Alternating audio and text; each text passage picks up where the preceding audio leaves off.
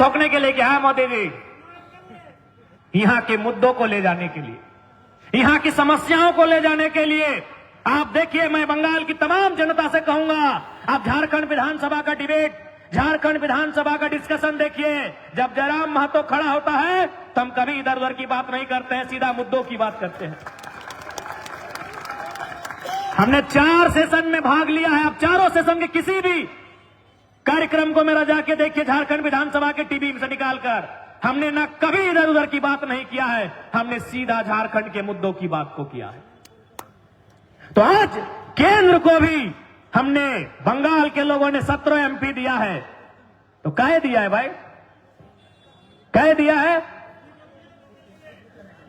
नहीं, हमारे धनबाद बोकारो वाले कोयला का कमीशन लेते हैं, इधर वाले बालू का कमीशन लेते हैं क्या? बंगाल में कोयला नहीं है, कोयला सब झारखंड वाले हम लोग ले गए, धनबाद बोकारो वाले कोयला ले गए। इसीलिए आप लोग को बोले थे कि अलग नहीं होना है। अब आप लोग अलग हो गए तो हम क्या करें? तो क्या जिस प्रकार हमारे धनबाद के लीडर्स कोयला पे कमीशन लेते हैं, क्या बंगाल वाले केवल बालू में कमीशन लेने के लिए यहां से चयन होकर गए हैं? और नहीं गए हैं तो जनता के मुद्दे कहां हैं?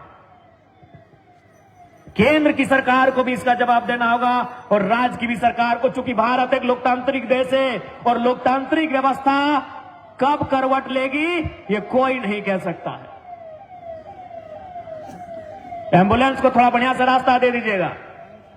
लोकतांत्रिक व्यवस्था कब करवट लेगी ये कोई नहीं कह सकता है। इसलिए आज जो उलगुलान झारखंड की धरती से आया है, जो उलगुलान झारखंड की धरती से वहां के नौजवान लेकर आए हैं, उसका परस्पर सहयोग कहीं ना कहीं बंगाल की धरती से मिल रहा है।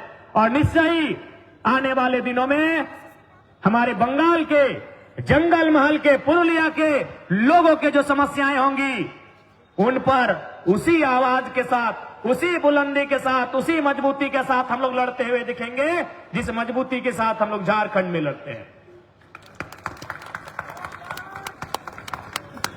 आज झारखंड में आंदोलन का दूसरा नाम जेल कैम्प है।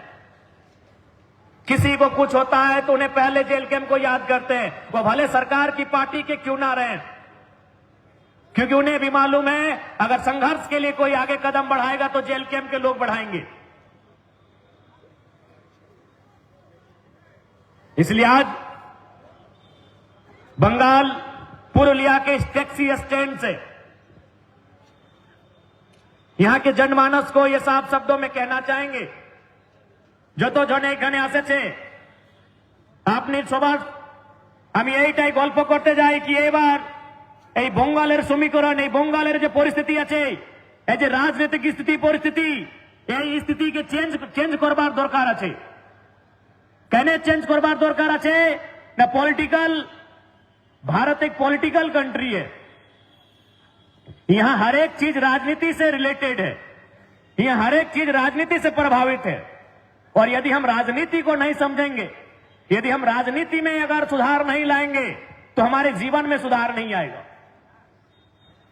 हम मानते हैं चूंकि बंगाल एक कल्चरल आइडेंटिटी रखने वाला स्टेट है, हमारी जो लोग यहां पर हैं इनकी विभिन्न प्रकार की मान्यताएं हैं, विभिन्न प्रकार की आस्थाएं हैं, विभिन्न प्रकार की धार्मिक मान्यताएं, धार्मिक आस्थाएं हैं।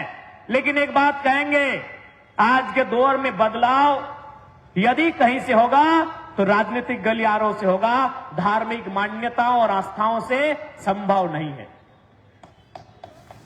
हम लोग हर एक धर्म, हर एक पंथ का आदर करते हैं, लेकिन जो सच्चाई है, चूंकि विज्ञान के दौर में हम लोग कदम रखे हैं, वैज्ञानिक सोच के साथ चलने वाले युवा हैं, तो सच बात कहते हैं। आज अगर बदलाव होगा तो राजनीतिक गलियारों से होगा, कानूनों से होगा, कानूनों में संशोधन से होगा, विधेयकों से होगा। आस्थाओं से बदलाव अगर होता तो भारत से बड़ी आस्था दुनिया में कहीं नहीं है। भारत में जितने धार्मिक मान्यताएं हैं पूरे पृथ्वी में कहीं नहीं है। विभिन्न प्रकार की आस्थाएं हैं यहां पर, विभिन्न प्रकार के पंथ हैं यहां पर, सभी की अपनी अपनी मान्यताएं हैं। लेकिन आप भी जानते हैं अगर बदलाव आस्थाओं की गलियों से होता तो योगी आदित्यनाथ एक मठ के साधु थे, राजनीति में नहीं आते। ओवैसी साहब किसी मस्जिद का पादरी बनना या मौलवी बनना पसंद करते, राजनीति संसद में नहीं आते। धार्मिक मान्यताएं अच्छी हैं आपके अनुशासन के लिए, आपके जीवन दर्शन के लिए, आपके इतिहास के लिए, आपकी परंपराओं के लिए, आपकी मान्यताओं के लिए, लेकिन बदलाव अगर इस देश में आएगा, बदलाव अगर इस राज्य में आएगा तो राजनीतिक व्यवस्थाओं से आएगा, वैज्ञानिक सोच से आएगा। इसलिए राजनीतिक विषयों को जानने की आवश्यकता है, राजनीतिक विषयों को समझने की आवश्यकता है और उसमें शामिल होने की आवश्यकता है। आज की युवा पीढ़ी, आज के नौजवान, आज की नौजुवतियां ये कहते हैं कि आई हेट पॉलिटिक्स, আমি পলিটিক্সকে ভালোবাসা করে না, এটা আপনি বলে না, আমি আপনাকে ভালোবাসে, तो यारा बोले कि पॉलिटिक्स के भालोबासा करे ना। तो भाई पॉलिटिक्स को अगर आप बढ़िया नहीं मानेंगे तो फिर पॉलिटिक्स को वे लोग आएंगे जो पॉलिटिक्स को खराब करेंगे। राजनीति, हम लोग कहते हैं ना आई हेट पॉलिटिक्स, मुझे राजनीति पसंद नहीं है। तो अगर पढ़े लिखे नौजवान अगर राजनीति से भागेंगे, अगर वो यह कह के सामना नहीं करेंगे कि मुझे राजनीति पसंद नहीं है, तो राजनीति में वे लोग आएंगे जो राजनीति को गंदा करेंगे। और आज किसी से नहीं छुपा है, आज किसी से नहीं छुपा है कि आज की परिस्थिति क्या है। आज देश की सबसे बड़ी समस्या क्या है। आज अगर आपसे पूछा जाए कि देश की 5 सबसे बड़ी समस्या चुनकर लाइए और उसमें से नंबर एक पर रखिए देश की सबसे बड़ी समस्या क्या है, बताइए आप देश की सबसे बड़ी समस्या क्या है। इकोनॉमी का गैप। आप जितने लोग बैठे हैं, चाहे दुकानदार भाई हो, चाहे स्टूडियो वाले भैया हो, चाहे हमारे जो भी दुकानदार वाले भैया, टाउन होटल वाले भैया हो, चाहे श्याम ट्रंक हाउस वाले भैया हो, चाहे जयश्री कलेक्शन वाले भैया हो, या जितने लोग आए हैं, जितने लोग सुन रहे हैं, जितने लोग इस देश में जी रहे हैं, साधुओं को छोड़कर, सन्यासियों को छोड़कर, महात्माओं को छोड़कर, सभी लोग इकोनॉमी के लिए जी रहे हैं। ये कड़वी सच्चाई है, इसको मानिए। यहां बैठा हर एक शख्स, ये जो बगल में वर्दी वाले पुलिस वाले भैया हैं, अगर इनको हम कह दें कि सरकार आपको वेतन नहीं देगी, ये ड्यूटी करेंगे? नहीं करेंगे। इन दुकानों में जो भाई लोग झाड़ू पोछा का काम कर रहे हैं, अगर मालिक कह दे कि आपको वेतन नहीं देंगे, वो काम करेंगे? नहीं करेंगे। यानी एक आम व्यक्ति, चाहे आम व्यक्ति रहे चाहे खास व्यक्ति रहे, वो जीता है इकोनॉमी के लिए। और देश की सबसे बड़ी प्रॉब्लम है इकोनॉमी का गैप होना। अब तो आंकड़े आपके सामने हैं कि हमारे देश के 1% अमीरों के पास इस देश की 50% पैसा है। सबसे बड़ी समस्या है आज इस देश की सबसे बड़ी समस्या है आर्थिक असमानता। यदि आर्थिक समानता होती तो आधी समस्या ऐसे समाप्त हो जाएगी।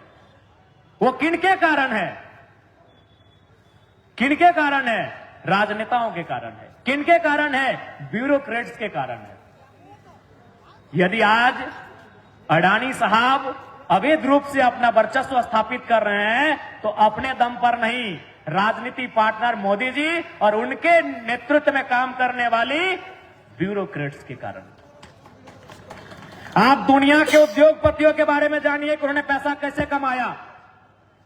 मार्क जुकरबर्ग, चूंकि सबसे ज्यादा आप उनको जानते हैं, दीदी भी जानती है उनको, चूंकि मोबाइल में जो वीडियो इनका जाएगा वो फेसबुक में जाएगा। सबसे ज्यादा यहां जो लोग बैठे हैं वो किनको जानते हैं? Mark Zuckerberg. क्या काम है उनका? वो अमीर है। किस कारण है? उन्होंने एक सर्च किया है, उन्होंने एक प्रोजेक्ट तैयार किया है, उसका नाम है फेसबुक।